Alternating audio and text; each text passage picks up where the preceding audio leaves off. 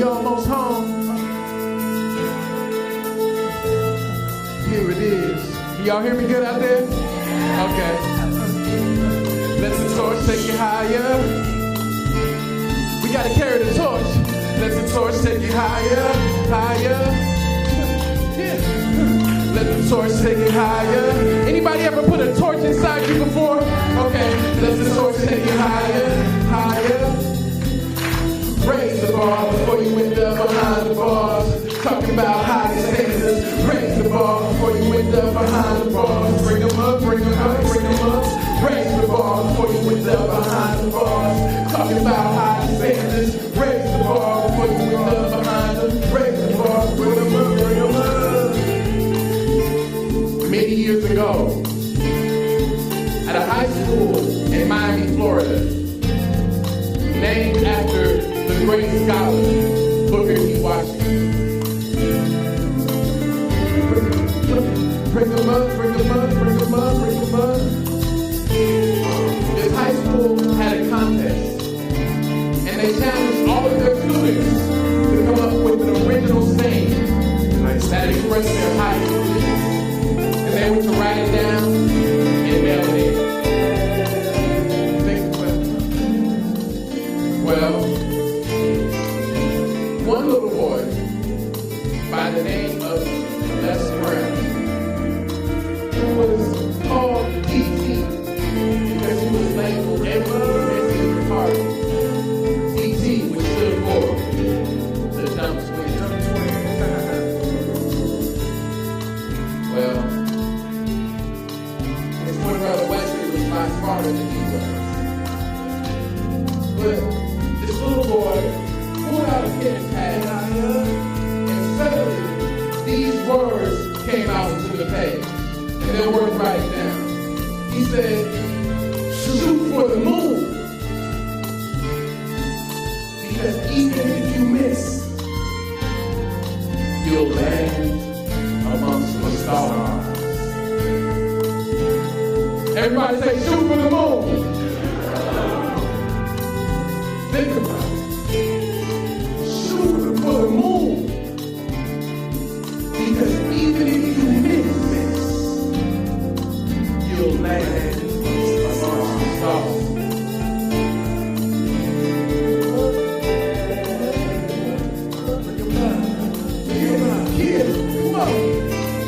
Well, that quote was read by Dr. Norman Vincent the father of the self-development, who also wrote The Power of Positive Thinking.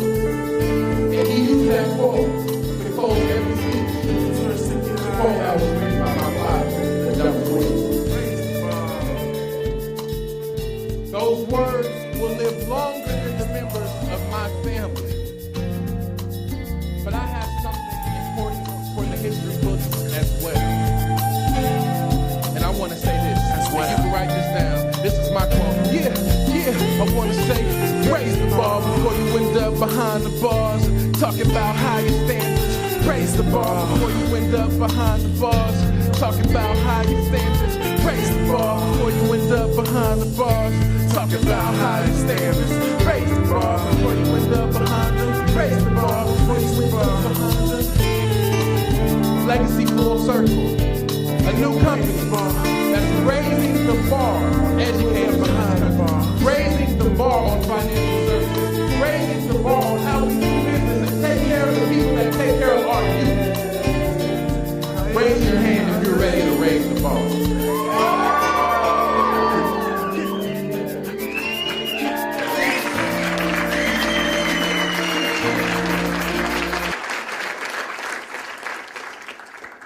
It's such a pleasure to be a part of a legacy coming full circle. Once again, my name is John Leslie Brown, and actually my friends, my close friends, they call me High Hopes. Everyone say High Hopes. High Hopes. See, High Hopes it means what it means, but it's also an acronym, and it stands for a hip-hop intellectual going higher, helping other people everywhere soar. So that's what I mean when I say I have high hopes. And I'll tell you a little bit about myself and how we came to this journey. You know, when we talk about building a business for the future and really doing something that affects families, how many of you all would love it if to build the type of business that your family could be a part of? Raise your hand. That you could see your children start to generate wealth and that positively impact the people in your household so that they can understand the value of what you're doing. And so it's so interesting. I grew up watching my father change lives. I grew up, some people go to the office with their dad and they put on their suit and tie and they go to the coffee cooler and they say, oh, I have to type. And this is before email, so yeah. But I didn't get a chance to watch my parent go to a job that they hate or that they loved or that they were like compensated for, but I got a chance to watch my father make a difference in people's lives. Raise your hand if you want to make a difference, if you want to make an impact with your life. Yes, Benjamin Franklin says something. He says, blessed are those that seek nothing, for they shall never be disappointed. And so, by showing up here today, you're making a statement about yourself that you're seeking something, that you're building for something more. But I thought about that quote, blessed are those that seek nothing, for they shall never be disappointed. What about those that are seeking something? What about those that do have high hopes? What about those that are constantly going back again and again and holding themselves to a high standard? Guess what? They're going to face some disappointments. You know, I was a top motivational speaker. At 14, I was making $2,500 an hour. More than the teachers in my classroom. I was doing that, traveling, speaking to top corporations. But guess what? When you have a legacy, when you're part of a legacy and you're seeking something, you are going to face some disappointments. I'm fortunate to have a father that's a millionaire, but that doesn't take away the disappointments that life has for me. I'm fortunate to be able to fast track a career, but that doesn't keep life from knocking at your door. Anybody understand what I'm saying? And so what happened for me, as we're moving forward, and I have a good understanding about emerging with something new, something innovative, something unique, something fresh, because when I was speaking, when I would travel and speak to different audiences, I noticed that I was a lot more effective with adults than I was with children. Does that make sense? So here I am. I'm a teenager, so I'm coming into an environment 16 years old with my nice good tie on. And I'm ready, yes, achieve goals in the industry. But they couldn't hear it from me because I wasn't putting it in their language. And so when we're talking about what's so great about the company that you're associated with, you're dealing with people that know this industry with a proven track record of success, and they know how to customize the right programs for the people that need the services. And so what I had to do is I had to say, okay, I have a lucrative opportunity here to speak to adults, but who's going to be the voice for the youth? Who's going to be the voice of hope and reason for young people? And so I had to make a decision. I remember, growing up in my household was a very interesting thing. One of the things that I talk about is how when I did poor in school, when I got poor grades, my dad put me on punishment before he saw my report card. Now, that's not funny. And I said, hold on, Dad, I've been checking the mail. I know you haven't seen my grades. What's happening? He said, I don't need to see your grades. I don't need to talk with your teachers. I can tell you're not doing well based on how you're using your downtime. That's what I said. Okay. So I had to figure out what he meant by that. He said downtime. He could have just said free time or time, but I had to figure that out because it was giving me away. So I went back to my room and I thought about it. And write this down. The reason why they call it downtime is because that's the time when most people engage in the activities that prevent them from going up in life.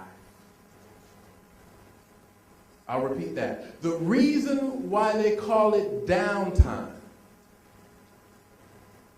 is because that's the time when most people engage in the activities that prevent them from going up in life.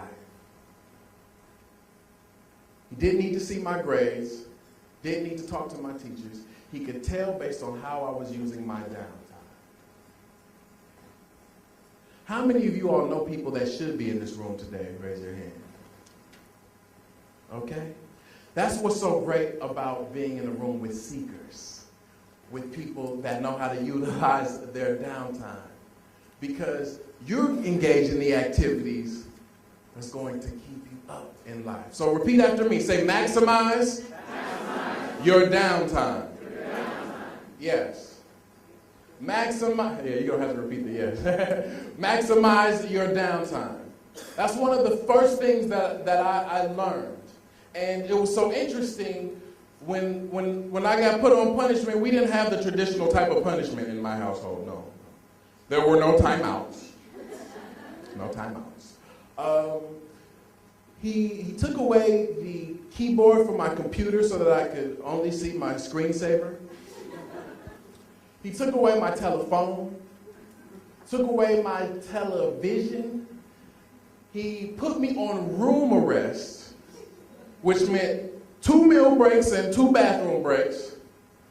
Then, on top of all that, he took the door off the hinges of my room and said, every time I walk by, you better be studying. Now, parents, don't get any ideas.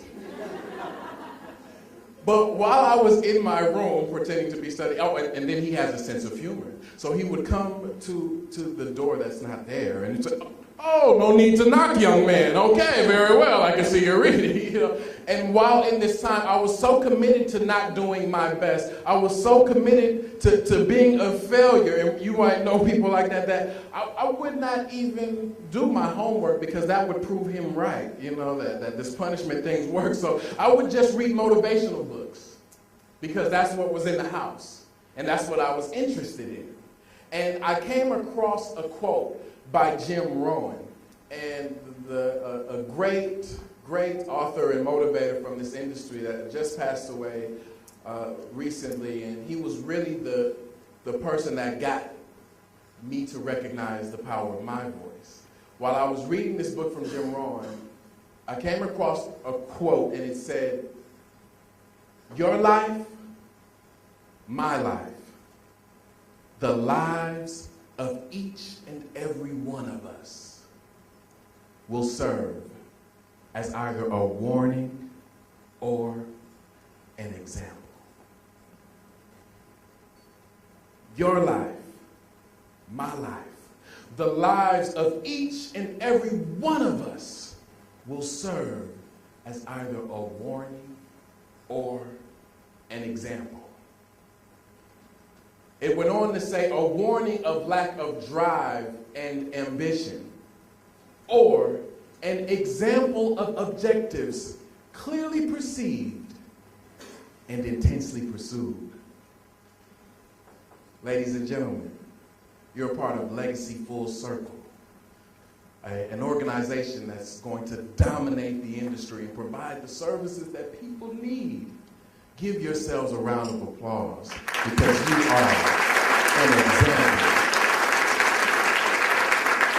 You get the chance to be the first examples of success. You get the chance to be the first examples of wealth. You get the chance to be the first examples of the type of attitude that it takes to be successful in these competitive times. But how to cooperate with other organizations like the Great Americas, like the companies that understand the vision, that understand the objectives that are clearly perceived, and that are willing to help you intensely pursue them. That's a privilege. That's an honor. That's a gift. And so, as a teenager, at 19, I had to make a decision. What am I going to do to make a bigger difference? I was doing an engagement yesterday, and I was asked the question, what do most people mistake about success? What are some of the misconceptions about it? And that was very easy for me to answer. A lot of people look at what they can get in life. They come into a company, oh, I'm going to get this real quick. Okay, we're going to make this happen. Oh, right, turn around, 30 days. You know, they have that mentality. Why? We are in a time where people want it right now. Give it to me real quick. Because of something, it's a disease. It's not commonly talked about. It's not the swine flu or anything like that, but a lot of people catch it. It's a disease called instant gratification. See, it is my firm belief that instant gratification is the foundation for worthlessness. People that come into this organization, that sign up to be a new associate, if they come in here with their instant gratification cap on, best believe you want them out the door as soon as possible. You want people that appreciate, that understand the value in what? Delayed gratification. I was 19 years old, making more money than most adults that I know, using my voice to make a difference, but for some reason I knew that I could do more. Everyone say, I can do more. I can do more. Sometimes, even if you're happy about your success, even if you've achieved a lot, even if you do good and you're not a bad person, you know, other people might know, might not understand, but you know when you can do more. And so I started to think about it, you know, and talking about reaching the youth. If Nelson Mandela told the young people to read for 15 minutes a day, then they probably never hear about it. But if Jay-Z said it, I'm getting my read on, chapter 2, chapter 2, chapter 2, right? And so I said, okay, well, see, when I spoke, I said a quote. I said that if you can turn on the radio and learn how to be a thug, you should be able to turn on the radio and learn how to be a thinker. Maybe that'll get some of these children to appreciate these teachers a little more. If in the car they had to bump and understand the value that the teacher was bringing. I know it's tough, but you know. But that was the goal. So here I am, traveling, speaking, saying this, and it's not enough to just talk the talk. It's not enough to complain. One must correct. And so I was thinking, you know, my dad's quote, shoot for the what? Shoot for the moon. Because even if you miss, you'll land amongst the stars. John Leslie, is being a speaker, just a speaker, not reaching people your age? Is that shooting for the moon? Is just being able to have financial independence, and we have a whole generation of young people that are fascinated with degrading women?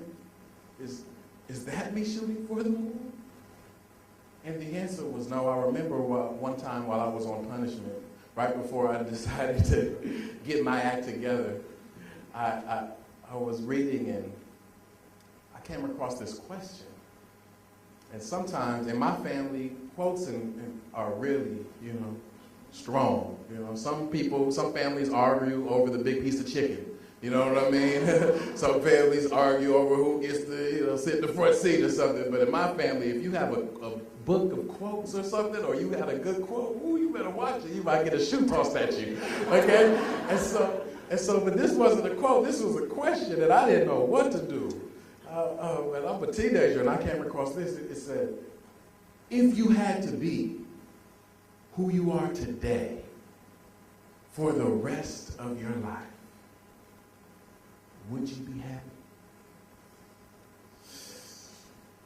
If you had to be who you are today for the rest of your life, would you be happy? And for me, at that moment, the answer was no. I was not maximizing my downtime. I was not living up to my potential. I was not doing the best with what I've been given on this planet. And so I had to make the decision to do more.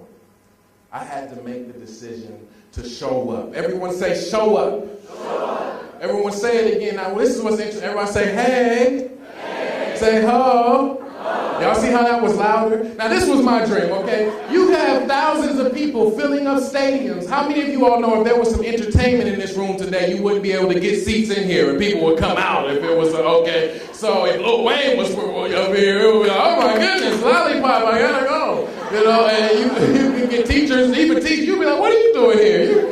What happened? You haven't been at any of the last meetings, you know? They'll be here to sing that song. But I don't understand how you can have stadiums filled up every day with thousands of people screaming out, hey, and ho, and you can't have those people scream out belief, vision, purpose, success. You have, everybody say success. Yeah, thank you, right? Right? So my goal was to be that type to make such an impact that I could shift the dynamics on that. To where in the future, like, oh, you have your audience say, hey, and ho. My crowd screams achievement. You know, imagine how more empowering that is than ho. Okay? And so everyone say with power and conviction, everyone say show up. Show up. In 2010, this is what you must do. You must show up. That's why I'm preaching to the choir here. You made the decision to show up here today. And I commend you. A lot of people, there are services, products, activities, resources that many people don't take advantage of, even when they hear about it, even when it's promoted properly. Why? Because people have the nerve to want change and refuse to show up. How do you want financial security if you won't show up to get some more knowledge to help with that? I remember I was walking with my father one day, and he's earned over $60 million in his life, and we were walking down the street, and he said, oh, I need a $100,000 idea today. And I said, hold on. In my mind, this is a person that makes $100,000 every couple of weeks, and he has the mindset to say out loud as if it was something on his to-do list. I need a $100,000 idea today. That's that type of vision that a lot of kids don't get a chance to see their father have.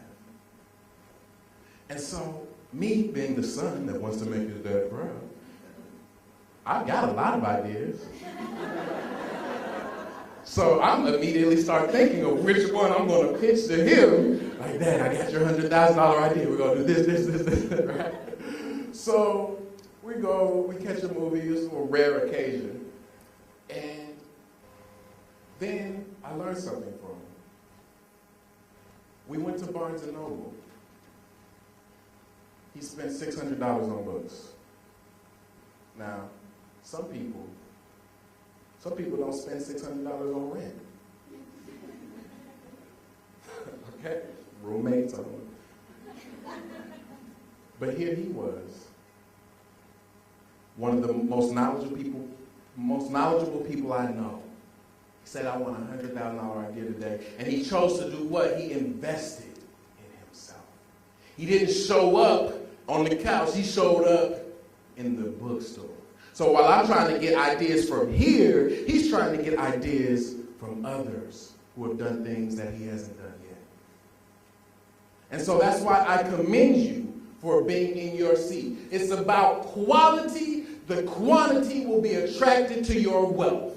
It's about quality. The quantity will be attracted to your results. It's about quality. The quantity, they'll come when they see you many years from now, when the company is even more developed and established, when the world knows the type of impact, the type of new perspective that it took in order to break away and start something new, using the wisdom and the knowledge of the people before you.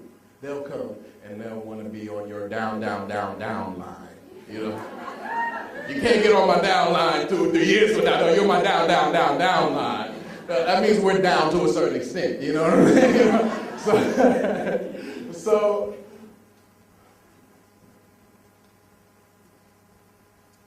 we were asked a very important question by one of the speakers earlier, Louis. And I'll give him another round of applause and all the other speakers that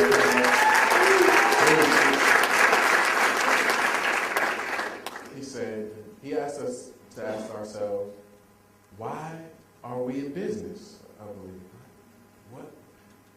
Why are we in business? Not just this business, but why are we in business, period? And I had to make the decision, am I just in business to please my father? Am I just in business to make money? Am I just in business to help those who have more?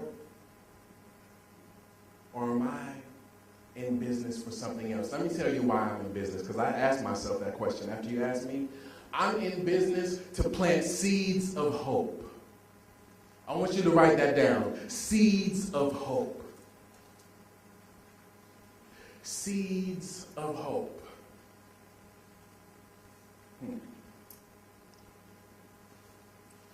The reason why showing up is so important is because you gotta get started. You gotta take that first step. There's a quote that says, you don't have to be great to get started, but you gotta get started to be great. And so that seed of hope, because I grew up as the seed of someone that was spreading hope and positive energy and love and tools to help people overcome, I came from that tree. And I had to find my own way. I had to go through something else. And what's so interesting about a seed is very small. My favorite book says if you just have mustard seed faith, that you can achieve incredible things. But the interesting about a seed is very small and it's very delicate.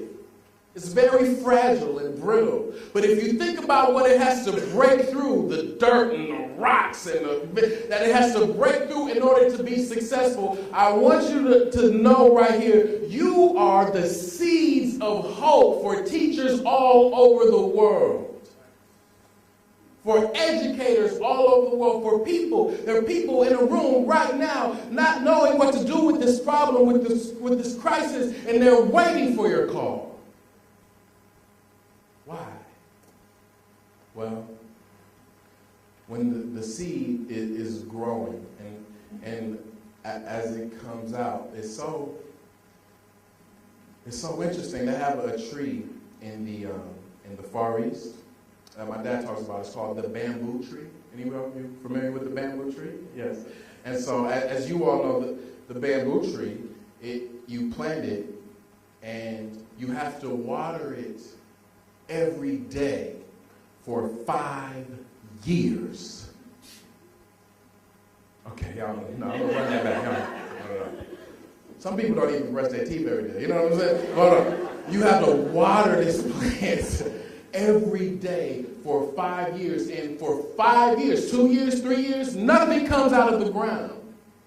The 5th year, the bamboo tree grows more in that year than most trees ever grow in their lifetime. And so, what does that teach us? Everyone say it like it's a good word. Say it like it's cool. Everyone say patience. Patience. There are some people that saw the opportunity of this business, that had the skills and the resources and the talent to expand their business, to create wealth, not just for them, but for their family with a product and service that's not hurting other people.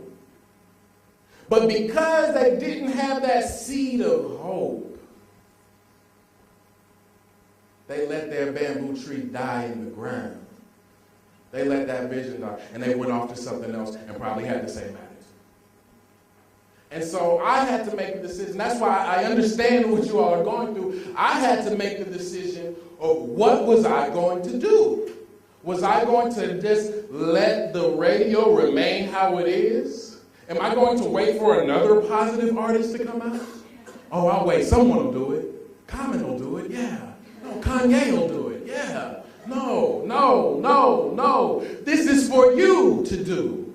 This is for you, John Leslie Brown. This was for you. No one else. Who else better than Les Brown's baby boy to bring a new message on the airwaves? Who else better than Legacy Full Circle to change the way that things are done in this industry? To build a community. I was listening to the speakers up here say the names of people in the organization. You guys are in on the beginning level. You better be happy that people even know your name. Most of these companies, people signing up, the people at the top levels, they don't know their name, don't care. You're number 126.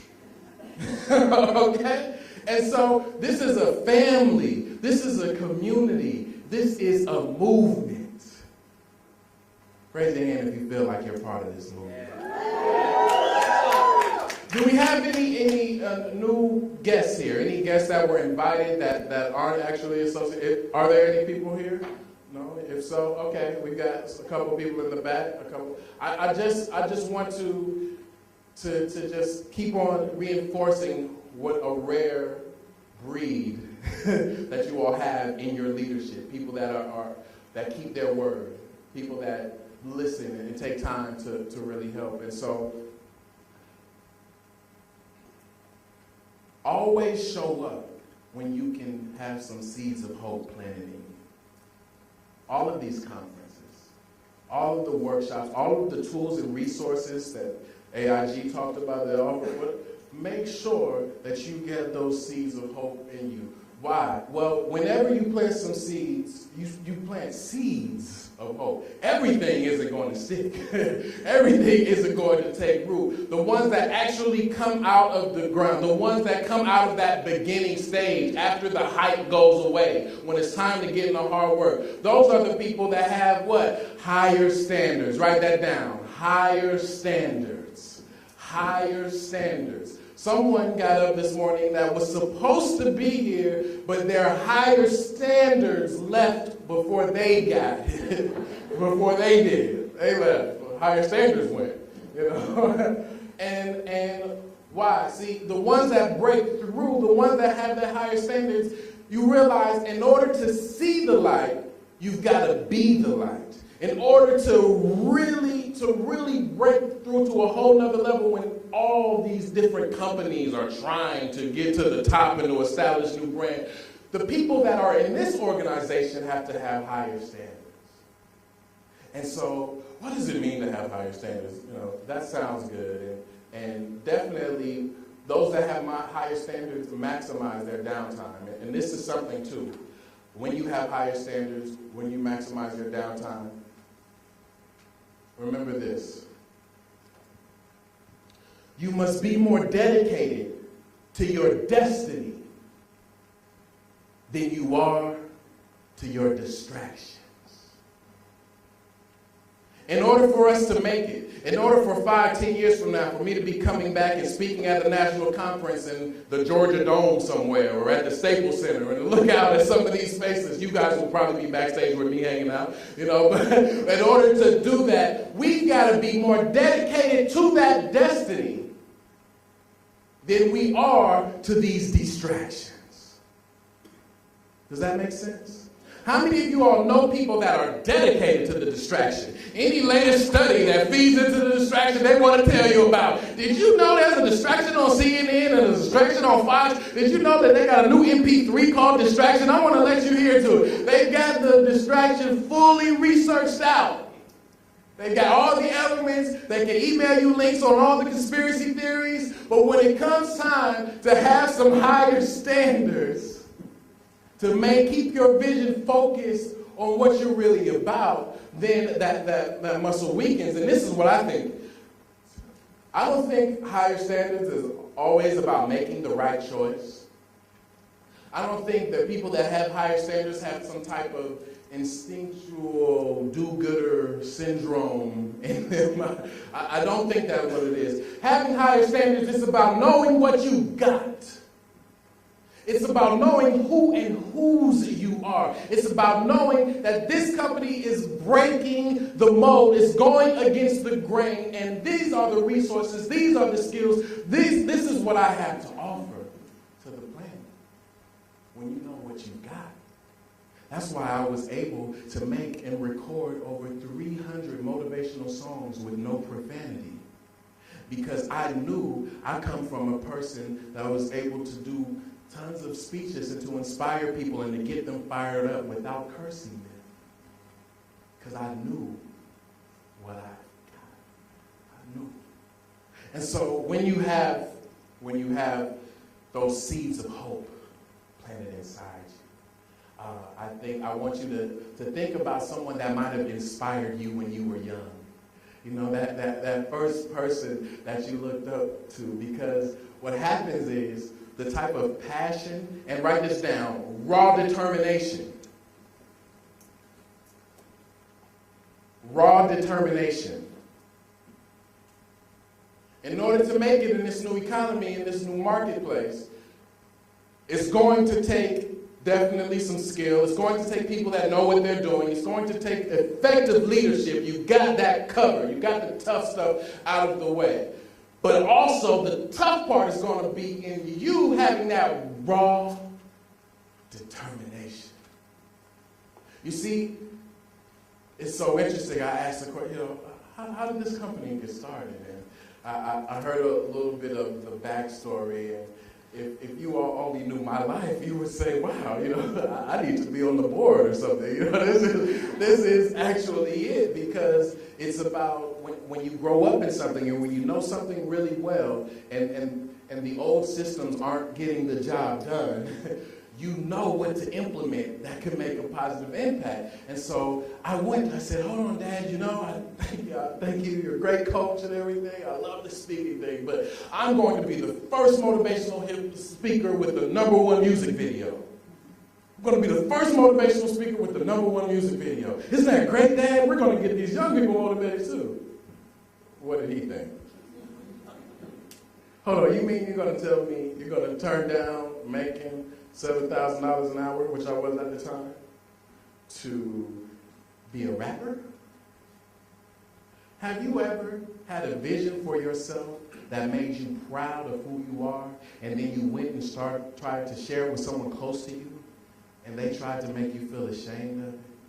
Have you ever experienced that? Have you ever had a vision of yourself that you knew it was big? You know this is worth something, and you try to tell the people closest to you, and it falls on deaf ears?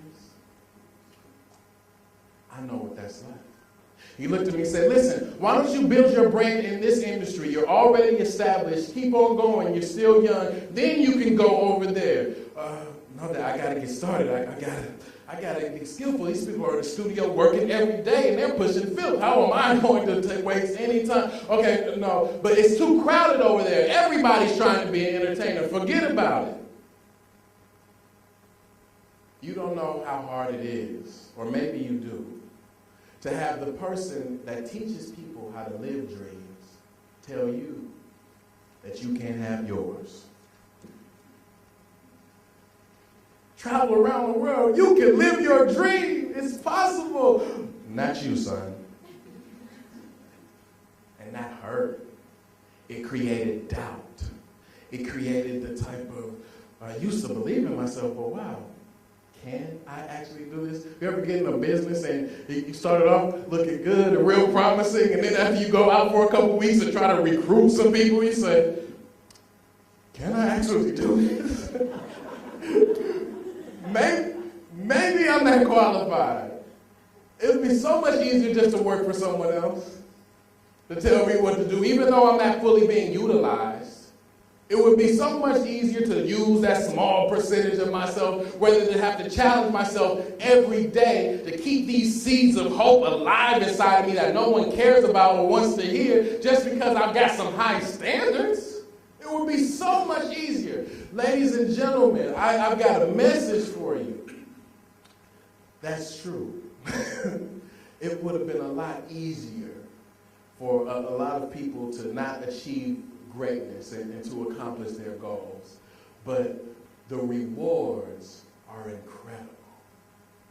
The rewards are incredible. And so as you constantly look at and nurture your seeds of hope, and when you know what you've got, when you know that the gifts that are inside you, there's a quote that says, within you are gifts, which properly grasped and directed will set you before the elect of the earth, the doers, the thinkers, the dreamers among men. It lies with you and you only, and it is a part of your neglected heritage. So you've inherited some brilliance, you've inherited different talents and gifts, and when you have higher standards, you're ready for your inheritance. You're not letting anybody take it away. And we move to the next thing. Everyone say opportunity. Opportunity. Right, you got to develop an opportunity mindset. Opportunity mindset.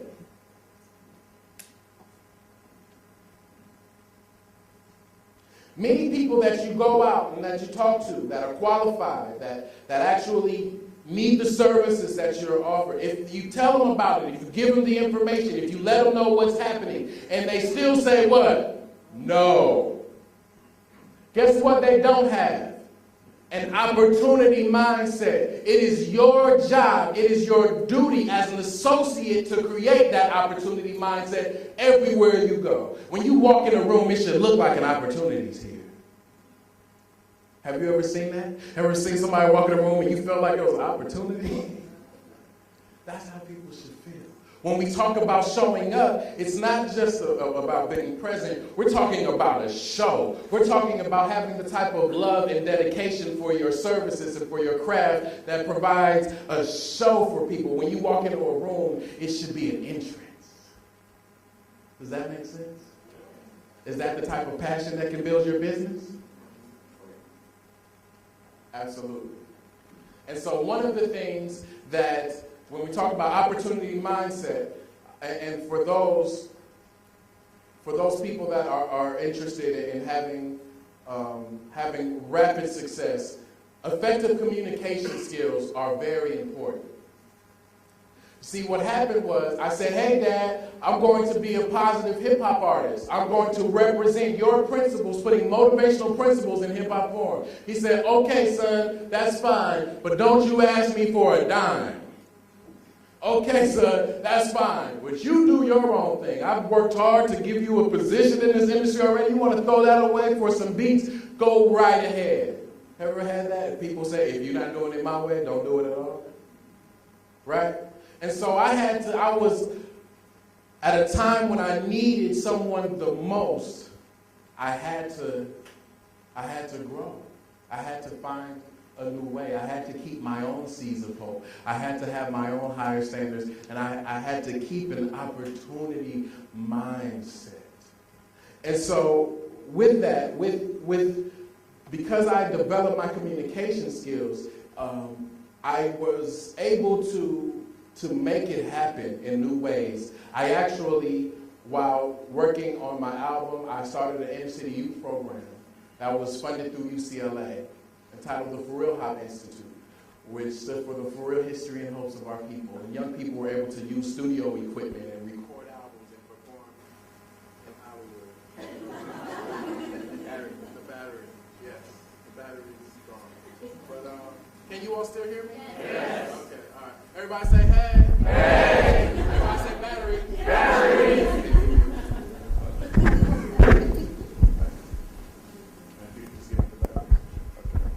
All right, thank you. So I was able to find a new ways in these new times where we got a lot of people that have to do a new thing with their life. And with something, I learned something. I'm sorry, okay. While doing this, I learned something, and while working with inner city youth, and then I went, and there was an organization called ARC. And this organization was started by a woman who actually led the march for the special education in DC. And okay, my microphone's coming back. Okay, let me wait. Thank you. Thank you. That's better. And so I volunteered there for several months. And I got a chance to do things that a traveling speaker would never get a chance to do. I got a chance to learn from people. So we got people out here that have low standards. Everyone say, no one rises to low expectations. So here I am, I'm working with ARC, and I worked there for months, and then they actually hired me, and I get a chance to befriend people and to learn things that I think is important for us all to learn, especially in dealing with patients, and especially dealing with our own value.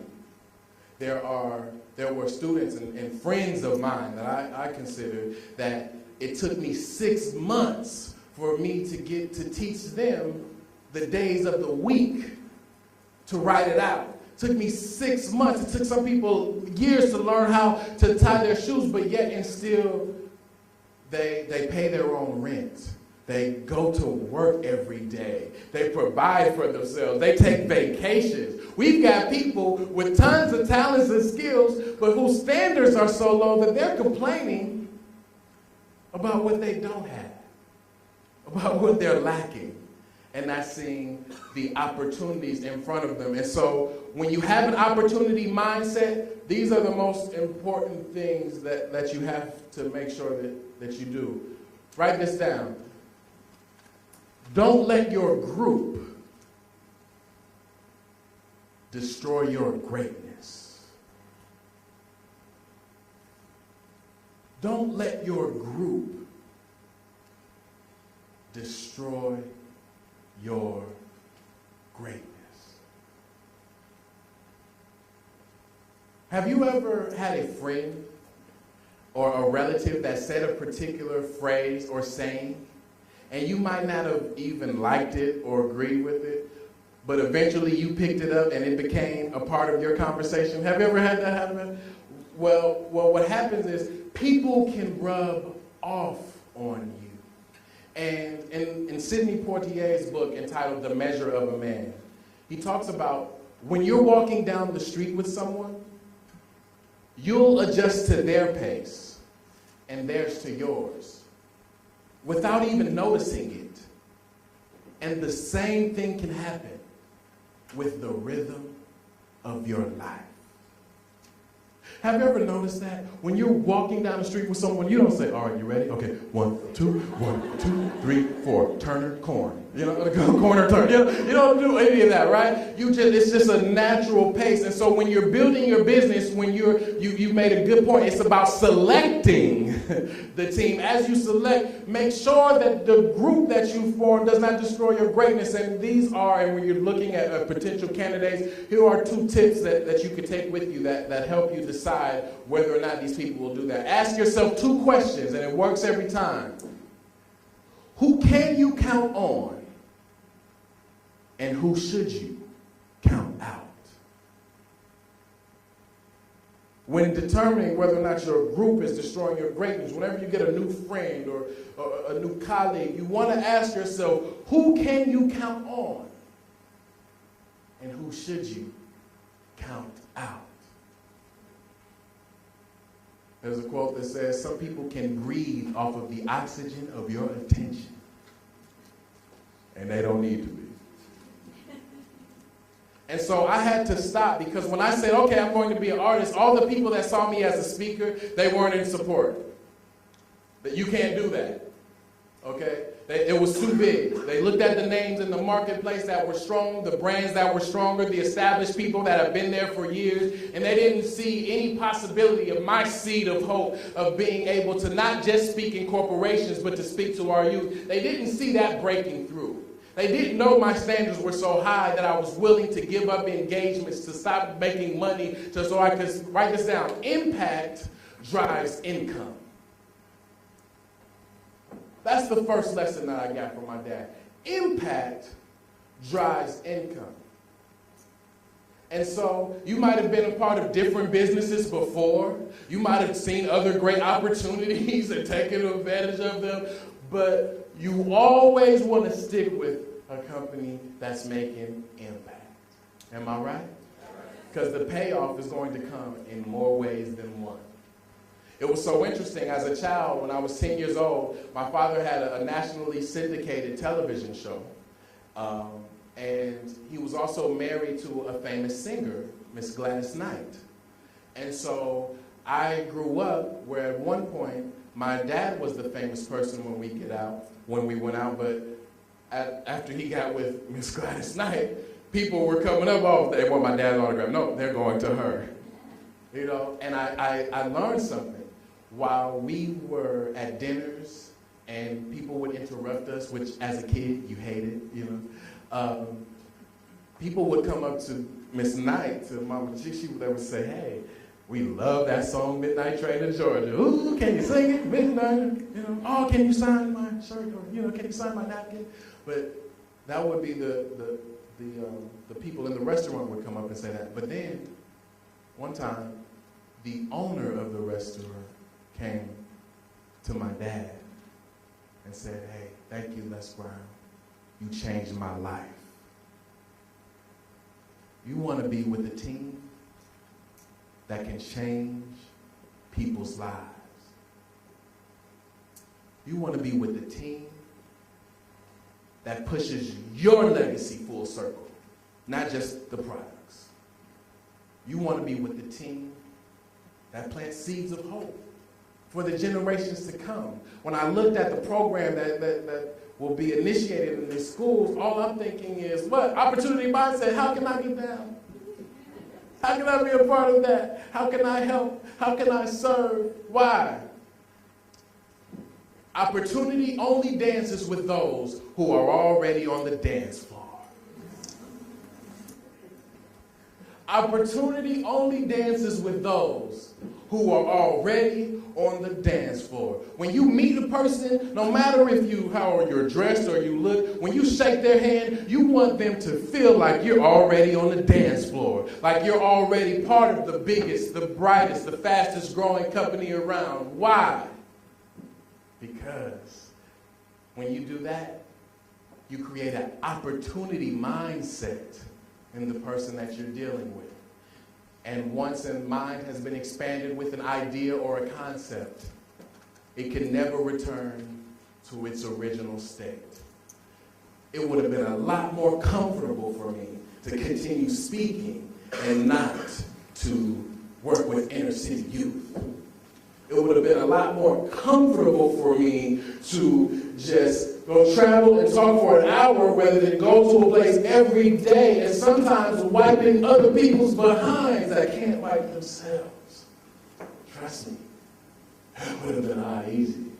But I saw what some people could have looked at as discomfort or beneath them. I saw an opportunity in that. I saw an opportunity. And when I listened to the other speakers today, when I heard someone say, bring out the champion from within.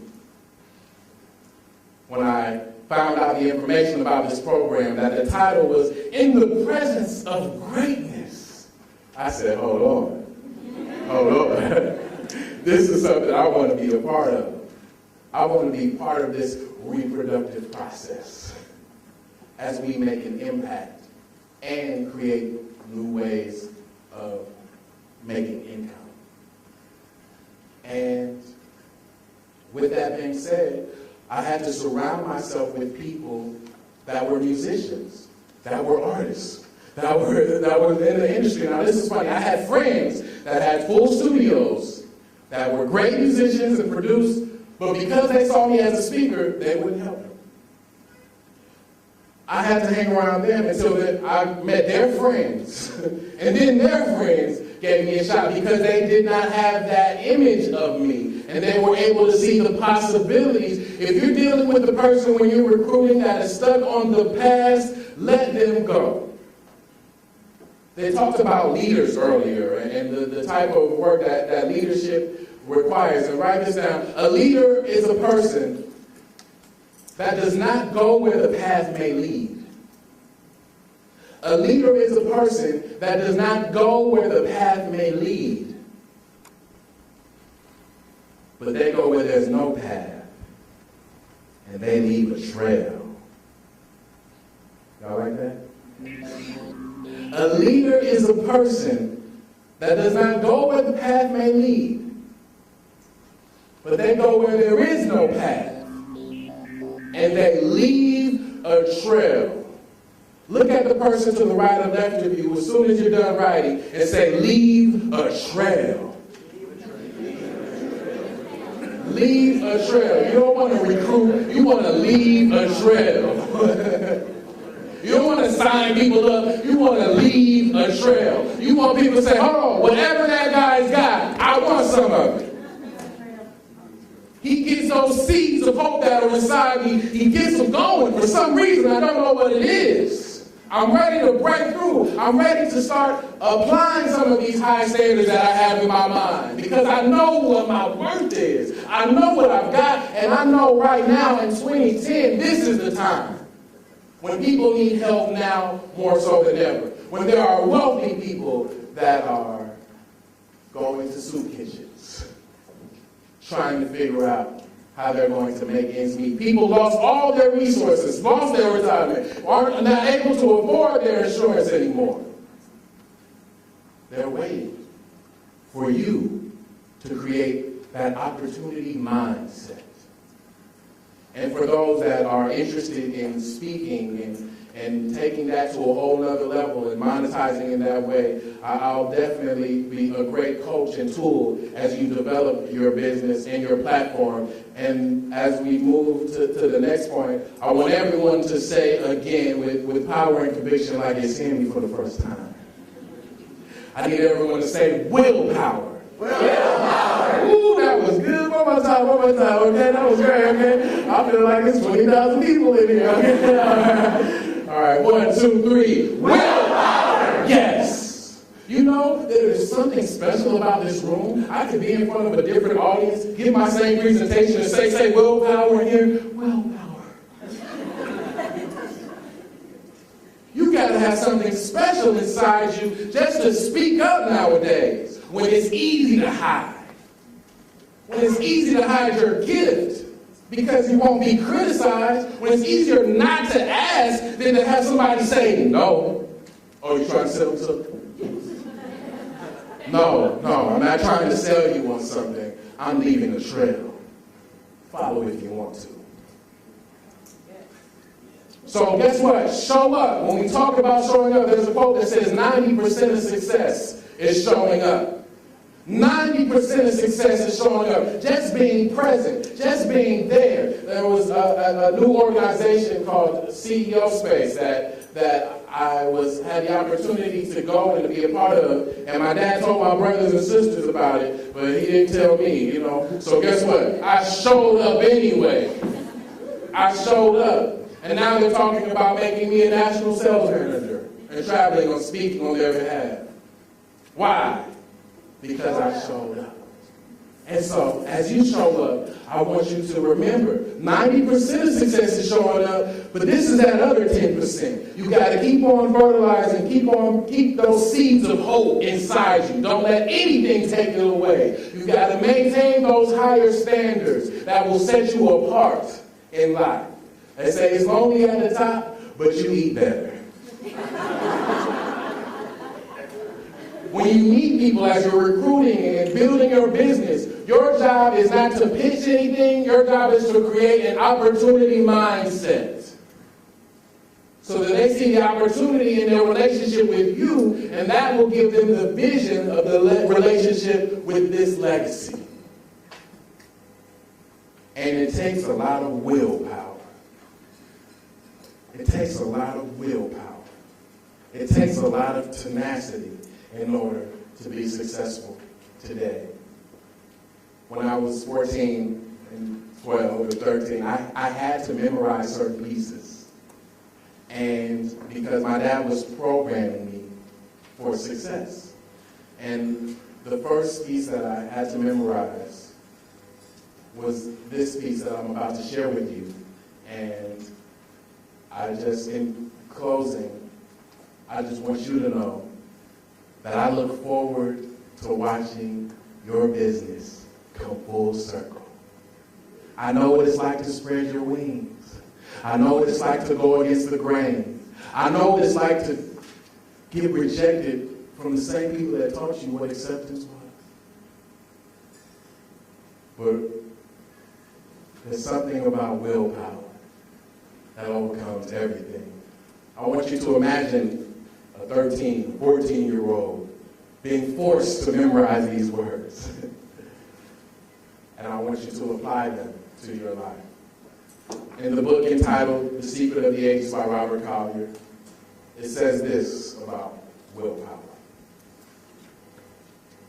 The human will, that force unseen, the offspring of a deathless soul, can hew a way into any goal. Though walls of granite intervene, you will be what you will to be. Let failure find its false content of that poor word environment. But spirit scorns it and is free.